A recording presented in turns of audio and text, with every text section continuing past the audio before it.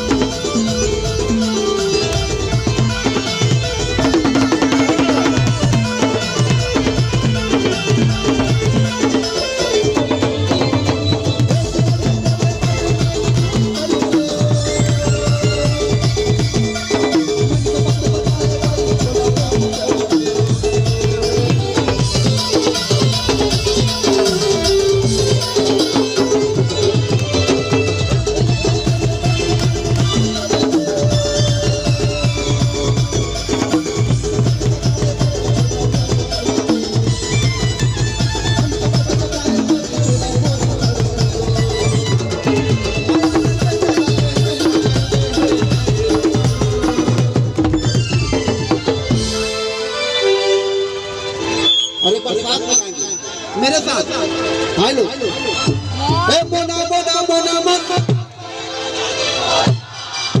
एकदम सही पकड़े आए एक बार मोना मोना मोना मोना।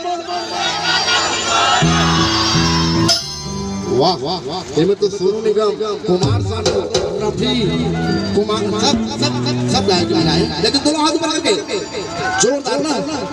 मोना मोना मोना।